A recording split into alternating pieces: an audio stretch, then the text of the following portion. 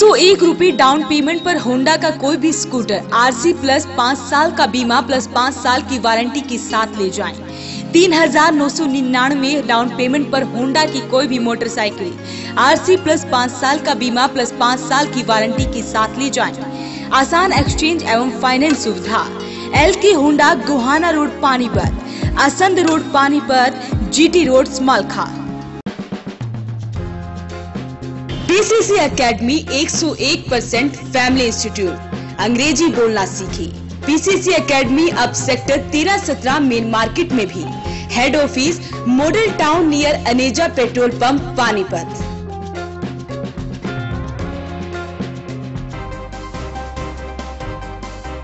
यमुना नदी में डूबे 3 छात्रों में एक युवक की बची जान, दूसरे की हुई मौत, तीसरे युवक की तलाश जारी। पुलिस की CIA 2 की टीम ने शातिर चोरों को किया गिरफ्तार। चोरों से देसी कट्टा समेत 7,000 रुपए किए बरामद। 134A के तहत बच्चों के दाखिले में देरी होने के चलते अभिभावकों ने BEO के कार्यालय पर जताई नाराजगी। अंकल साहित्य मंच की ओर से किया गया काव्य गोष्ठी का आयोजन। कवियों ने पंक्तियों के जरिए राजनीति के बदलते रंग को दर्शाया। ऐतिहासिक किले के नीचे मनाई गई 14वीं राहगिरी में 400 नागरिकों के बनाए गए वोट। हरियाणा समाचार पत्र वितरक महासम्मेलन का पानीपत में हुआ आयोजन। आईविल पब्लिक स्कूल में शिक्षक सेवानिवृत्त समारोह का किया गया आयोजन। श्री कृष्ण सेवा समिति और जियो गीता परिवार की तरफ से करवाए गए दिव्य गीता सत्संग का हुआ समापन। नमस्कार, वॉइस ऑफ पानीपत में आपका स्वागत है। इस वक्त आप देख रहे हैं पानीपत दनादन और मैं हूं आपके साथ सोनम। तो चलिए शुरुआत करते हैं आज की गतिविधियों की। गांव सनोली खुर्द के 3 युवक यमुना नदी में नहाते वक्त डूब गए, जिसमें से एक युवक की मौके पर ही मौत हो गई और एक युवक को बचा लिया गया। फिलहाल तीसरे युवक की तलाश की जा रही है। ग्रामीणों ने 3 घंटे की मशक्कत के बाद दूसरे छात्र को बेसुध हालत में बाहर निकाला, लेकिन निजी अस्पताल में उसे मृत घोषित कर दिया गया, जबकि गोताखोर तीसरे छात्र को देर शाम तक तलाशते रहे। जिला प्रशासन के आपदा बाढ़ प्रबंधन के इंतजाम नाकाम रहे। दरअसल तीनों युवक बाइक पर घर से खेत जाने के लिए निकले थे। बाद में वे खेत के पास तामशाबाद में यमुना नदी में नहाने के लिए उतर गए कि तभी आर्यन और उदय नाम के युवक गहरे गड्ढे में चले गए और उन्हें तैरना नहीं आता था, जिससे वो दोनों डूबने लगे। अभिषेक ने उन्हें बचाने का प्रयास किया, लेकिन सफल नहीं हुआ। अभिषेक पत्थर का सहारा लेकर बच गया। शोर मचाने के बाद 2 छात्रों के डूबने की मुनादी गांव की मस्जिद के लाउडस्पीकर से कराई गई। थोड़ी देर में तामशाबाद, सनोली खुर्द और मिर्जापुर के ग्रामीणों ने दोपहर करीब 1 बजे यमुना से उदय को बेसुध हालत में बाहर निकाला। उसे हैदराबाद अस्पताल ले जाया गया, जहां डॉक्टरों ने उसे मृत घोषित कर दिया। परिजनों ने बिना पोस्टमार्टम कराए उदय के शव का अंतिम संस्कार भी कर दिया। DSP मुख्यालय सतीश कुमार वत्स, सनोली थाना प्रभारी सूरज भान और बापोली के नायब तहसीलदार जगदीश चंद्र व कानूनगो नरेश पहुंचे। वहीं नहरी विभाग के अधिकारी ने कहा कि यमुना में डूबे युवक की तलाश में प्रशासन व गोताखोर लगवा कर तलाश की जा रही है।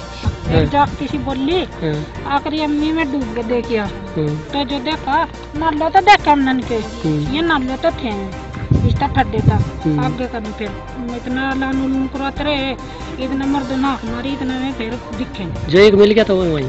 हाँ नहीं तो मिला था वो नहीं थी और अच्छा। सुबह बच्चे यहाँ गांव में नहाने के लिए आए थे यहाँ पे और 3 बच्चे हैं वो डूब गए थे यहाँ पे।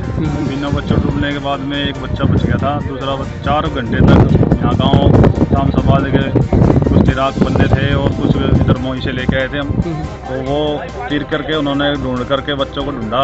एक बच्चा 4 घंटे बाद मिला जी, लेकिन प्रशासन से कोई भी यहाँ पे हमारे को सुविधा नहीं मिली और अब हमारा बच्चा कम से कम 5.5-6 घंटे हो चुके हैं जी।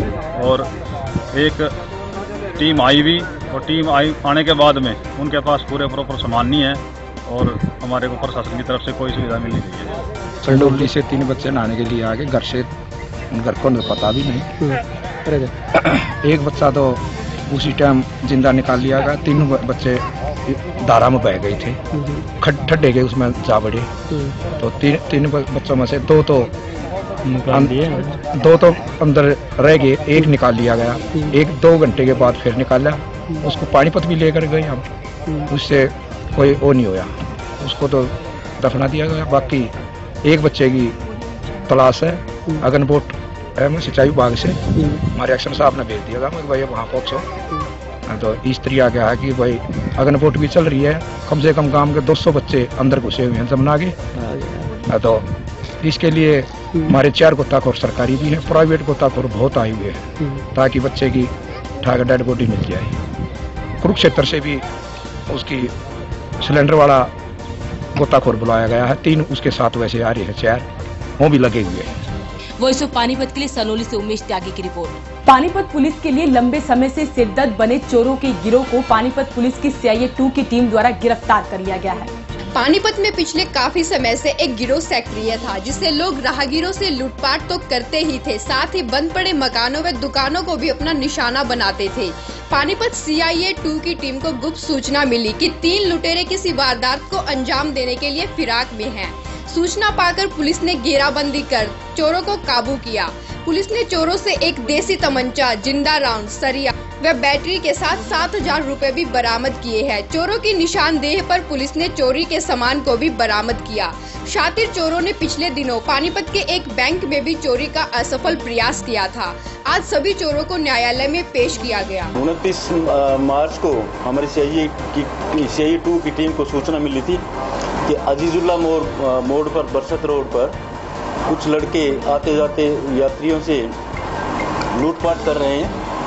इस सूचना पर हमारी CIA 2 की टीम ने वहां पर रेड किया, तो उन लोगों ने हमारे पुलिस की गाड़ी को भी रुकवाया इसी पर्पज से, लेकिन उसमें पुलिस थी तो हमारी पुलिस ने तुरंत उन लड़कों को काबू किया। 3 लड़के थे वो, जिनमें एक रवि बिहार का रहने वाला है, एक विकास और एक अजय, ये पानीपत के रहने वाले हैं।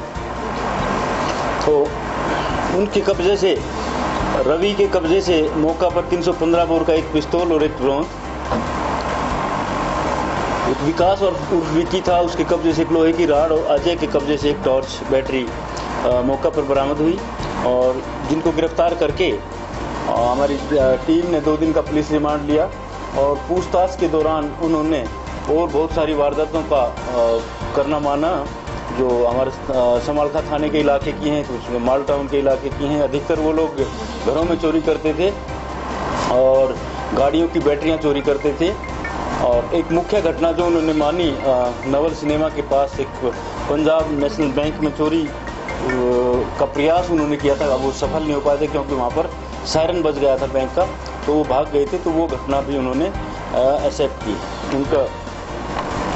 और विकास जो मैंने बताया, ये इसका मुख्य आरोपी है और सरगना भी यही है। और ये एक केस में 307 के केस में और इलीगल आर्म्स के केस में जो ना, ये 10 साल की सज़ा भी हो चुका है। अभी 1 महीना पहले ही ये जमानत पर आया था कोर्ट से।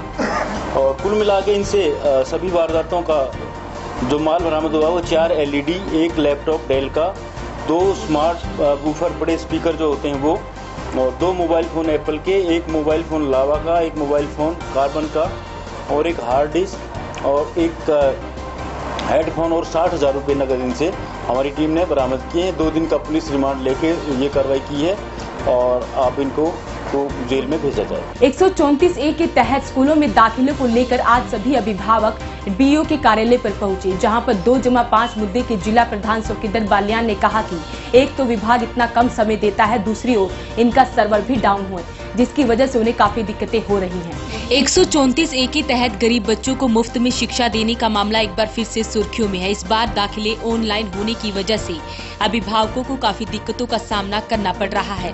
2-5 मुद्दे के जिला अध्यक्ष सुखिंदर बालियान ने विभाग के इस फैसले पर सवाल खड़े करते हुए कहा कि एक तो शिक्षा विभाग ने समय कम दिया है, दूसरा हमेशा सर्वर डाउन रहता है। चंडीगढ़ हाई कोर्ट के आदेश के अनुसार जिस माँ बाप की सालाना आय 2 लाख रुपए या उससे कम है, उनके बच्चे हरियाणा के हर प्राइवेट स्कूल में फ्री शिक्षा पाने के अधिकारी है, जिसके तहत शिक्षा विभाग ने 28 मार्च से 4 अप्रैल तक ऑनलाइन और ऑफलाइन आवेदन मांगे थे। सबसे पहले जो शिक्षा विभाग ने आवेदन मांगे, सबसे पहले ऑफलाइन आवेदन मांगे, लेकिन ऐन मौके पर पंचकुला शिक्षा विभाग ने वीडियो कॉन्फ्रेंस करके ऑफलाइन फार्म को रोक दिया गया और कहा गया कि ऑनलाइन फार्म जमा होंगे। उसके बाद आज 5वां दिन है और 3 दिन मात्र बचे हुए हैं। एक तो पहले से समय कम दिया है, जिसके चलते पिछले 5 दिनों से लगातार वेबसाइट चलने में दिक्कत आ रही है, न तो फॉर्म ऑनलाइन जमा हो रहे।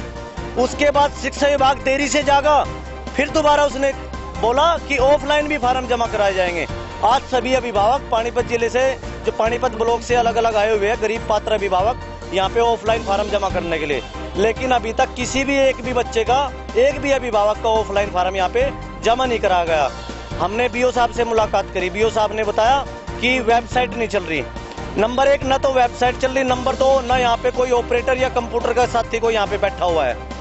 कम से कम ऑफलाइन फार्म यहाँ पे जमा कर लेते हैं, उनको पर्चियाँ दे देते हैं और वेबसाइट ऊपर बात करके वेबसाइट चलवाई जाए।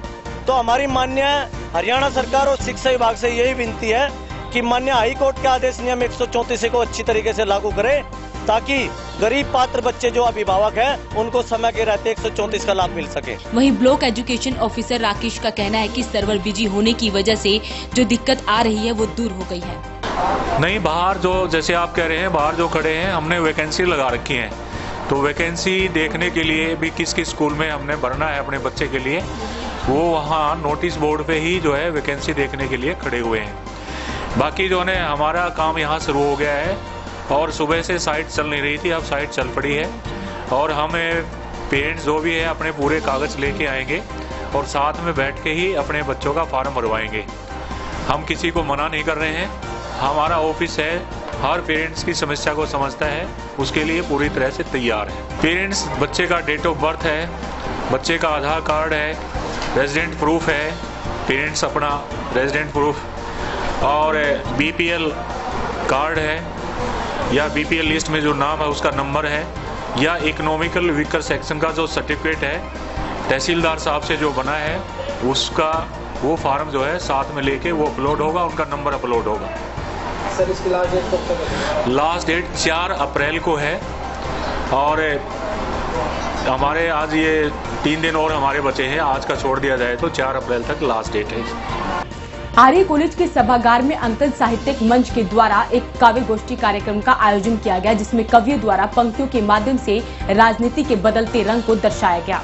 आर्या कॉलेज के सभागार में हुए अंकन साहित्यिक मंच की काव्य गोष्ठी में राजनीति के बदलते रंग दिखाए गए।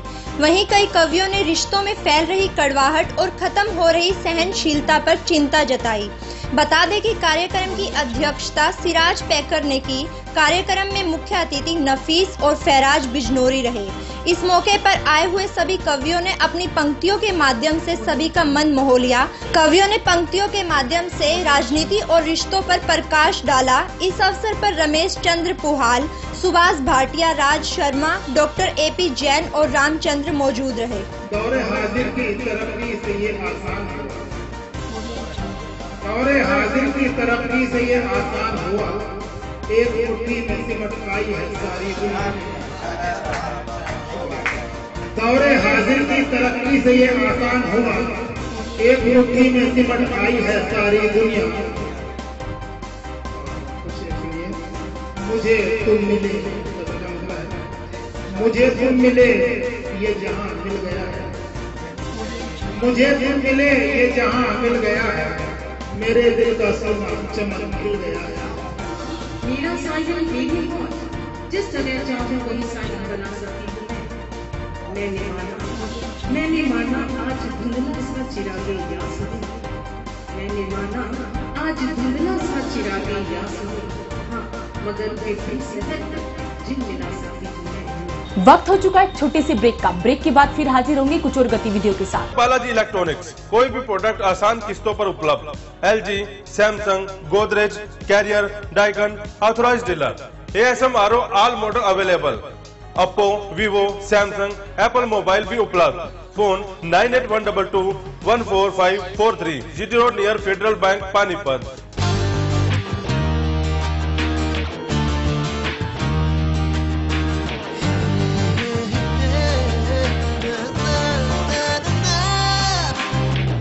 Add colors to your learning, life will be shining. You'll have a better future and you'll be smiling. Pride Sanskriti School, a better place, a better world. Pride Sanskriti School, सपनों से बेहतर कल। Pride Sanskriti School, add colors to your learning. Pride Sanskriti School, your life will be shining.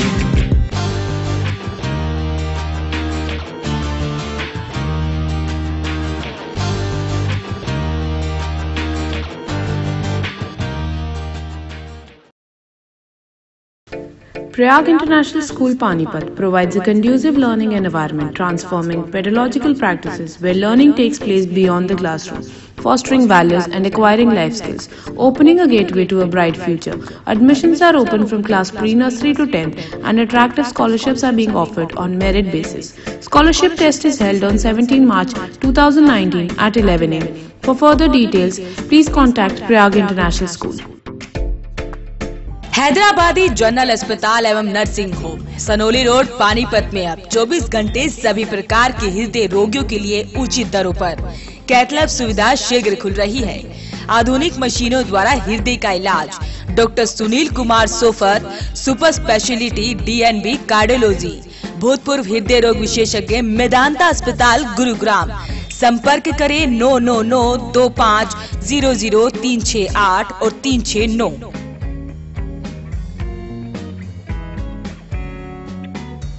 Panipat के ऐतिहासिक किले के नीचे मनाई गई 14वीं राहगिरी में लोगों ने खूब एंजॉय किया और साथ ही वोट के बारे में भी लोगों को समझाया गया। पानीपत जिले की 14वीं राहगिरी इस बार ऐतिहासिक किले के नीचे बनाई गई। इस राहगिरी में मतदाता जागरूकता, बैसाखी और देशभक्ति के साथ साथ हरियाणवी संस्कृति, सड़क सुरक्षा का मुद्दा आकर्षक केंद्र रहा। वहीं राहगिरी में पहुंची उपायुक्त सुमेधा कटारिया ने हर कैंप और स्टेज पर पहुंचकर बच्चों और युवाओं का उत्साह बढ़ाया। इसमें 15 स्टॉल जिला निर्वाचन कार्यालय की ओर से लगाए गए। इसमें करीब 400 नागरिकों के वोट बनाए गए। वहीं राहगिरी में आए बुजुर्गों से लेकर बच्चों ने खूब एंजॉय भी किया। डांस के ठुमकों से लेकर बच्चों ने खेल भी खेले। स्कूल के बच्चों ने मतदाता जागरूकता और एक मत के महत्व को दर्शाती लघु नाटिका की प्रस्तुति देकर सबको एक एक वोट के महत्व को समझाया।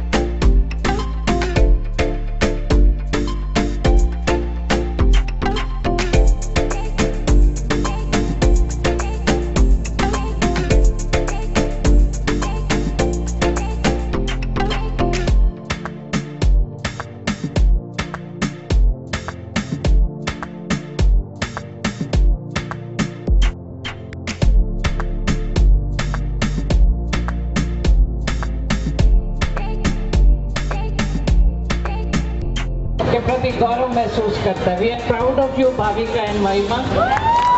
आपने केवल पानीपत का नहीं, आपने हिंदुस्तान का नाम रोशन किया है।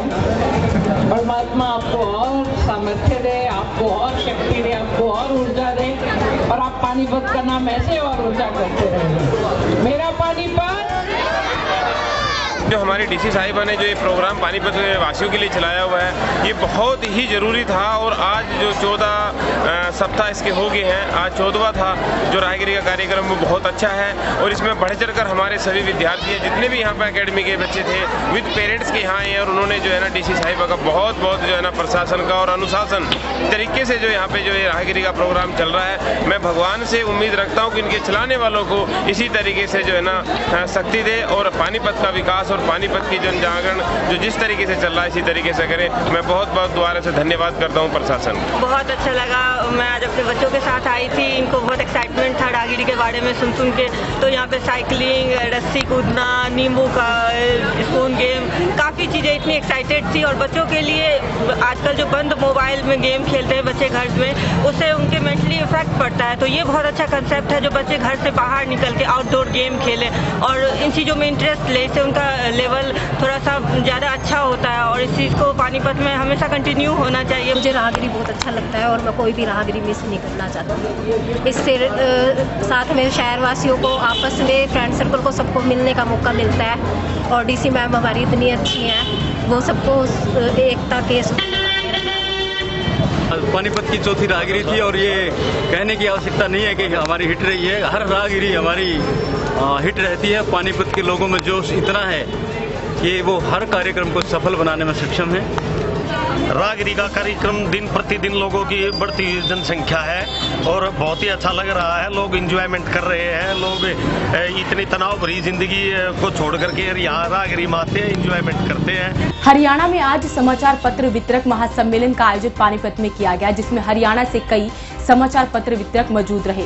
इस अवसर पर उन्होंने अपनी मांगों को लेकर विचार विमर्श किया। वितरक समाज यानी कि समाचार पत्र वितरक जो सवेरे उठ के घर घर में समाचार पत्र डिलीवर करते हैं, पूरी देश विदेश की खबर, वो चाहे राष्ट्र से जुड़ी खबर हो, वो चाहे अंतर्राष्ट्रीय खबर हो, सारी खबर तब तक चाहे जितना मर्जी बड़ा कलम है, कलम मतलब कि लिखने वाला जितना मर्जी बड़ा हो, वो तब तक बेकार है जब तक समाचार पत्र वितरक उसको आगे नहीं बांटता जी।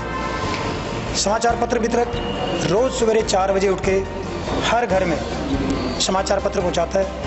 आंधी हो, तूफान हो, बरसात हो, जो मर्जी हो, इवन कि अगर घर में अर्थी भी पड़ी हुई अपने किसी अपने की, तो तब भी समाचार पत्र वितरण का काम करते हैं जी। सम्मेलन इस चीज़ के लिए कि हमें इतनी कठिनाइयों के बावजूद ना हमारी आर्थिक संपन्नता आ रही है, हमें ना हमें कुछ समाज में वो सम्मान वो मिलता है जी कि जितनी हम मेहनत करते हैं ना उतना सम्मान मिलता है, ना हमें कुछ हो।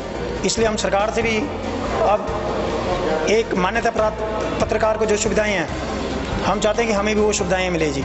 आज हमने हरियाणा समाचार पत्र वितरक संघ को मजबूत करने के लिए यहाँ पे मीटिंग बुलाई गई है। जो वितरक यहाँ पे हर देश का वितरक अपनी सुबह 4 बजे जो इतनी गहरी नींद है उसको त्याग कर और सुबह निकलता है एक पेपर को लेकर और कस्टमरों तक पहुँचाता है, ये बहुत ही कठिनाई का काम है, जिसको एक वितरक वह हिचके वे उसके अपनी मेहनताना करके कस्टमर तक पेपर पहुंचाता है और संस्थान इससे पैसा भी कमाते हैं, सब कुछ करते हैं। लेकिन एक वितरक के लिए किसी संस्थान ने या सरकार ने आज तक कोई कदम नहीं उठाया है।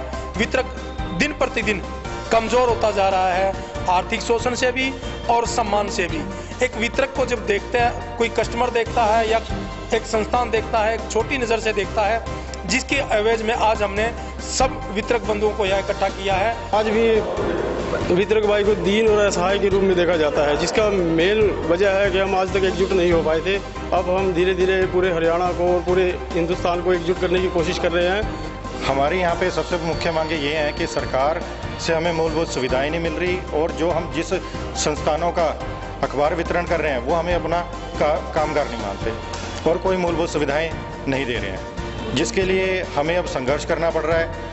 दिन प्रतिदिन आपको भी पता है कि जैसे जैसे समय में टेक्नोलॉजी आ रही है, डिजिटलाइजेशन आ रहा है, अखबार का काम धीरे धीरे कम हो रहा है और अखबार के काम कम होने से हमारी आजीविका पे, इनकम पे भी फ़र्क पड़ रहा है, जिसके बारे में ना संस्थान ध्यान दे रहा है ना सरकार। जो हमारी सबसे बड़ी मूलभूत मांग ये है कि हमें बैठने की सुविधाएं सरकार की तरफ से, पेंशन बीमा और दूसरे, क्योंकि सबसे बड़ा क्या है कि हमें किसी भी तरह से सरकार ने कैटेगरी में डिफाइन नहीं किया हुआ।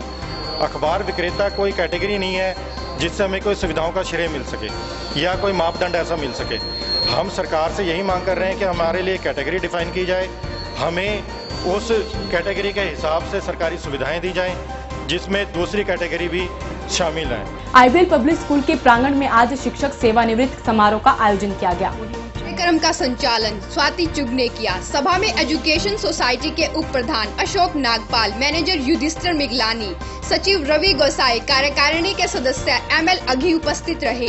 सबका स्वागत तिलक लगाकर किया गया। कार्यक्रम का आरंभ दीपक राणा ने अपने भाव विभोर कर देने वाले गाने से किया। राधा रानी ने व सुनीता मुंजाल ने अपने गीतों के माध्यम से सबको आनंदित कर दिया।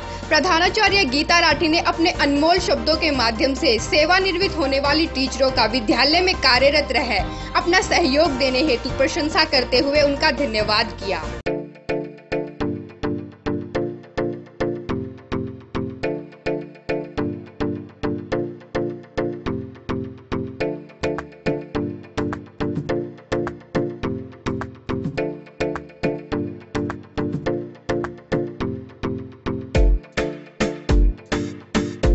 मैं 29 ईयर्स से IBL स्कूल में हूँ।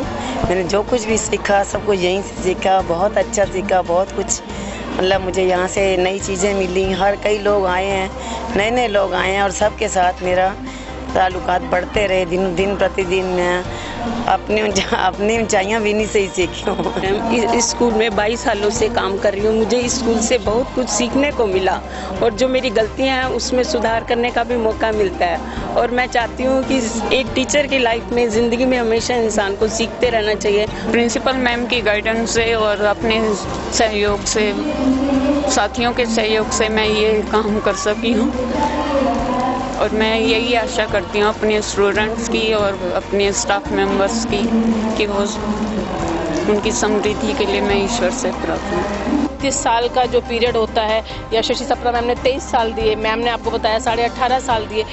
इतना लंबा टाइम, ये वो टाइम होता है कि उस खाली जगह को भरना नामुमकिन होता है। अपनी ज़िंदगी के, मैं तो कहती हूँ कि सबसे सुनहरे जो दिन होते हैं इन्होंने बच्चों को दिए हैं, स्कूल को दिए हैं।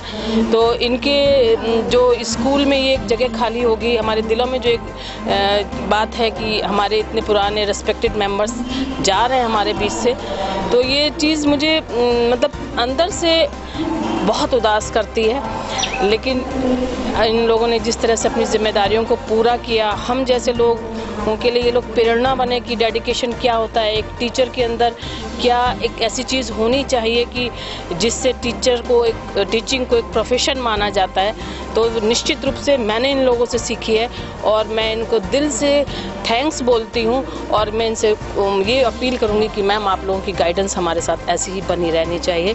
तो मेरी तरफ से इनके नए जीवन के लिए बहुत बहुत सारी शुभकामनाएं।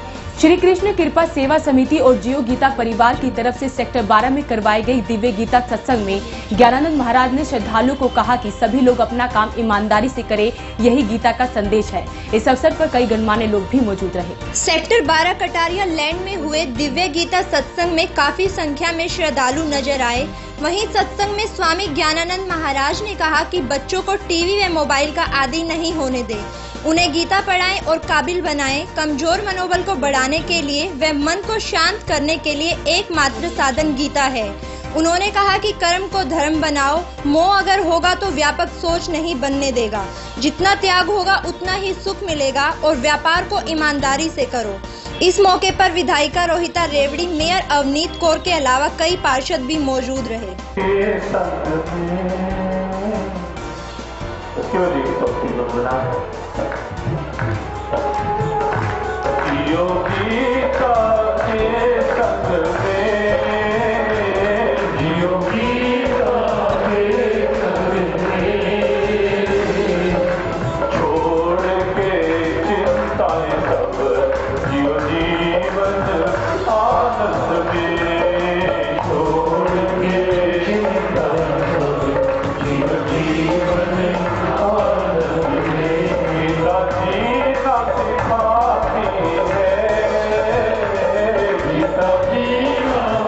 आज की गतिविधियों में बस इतना ही।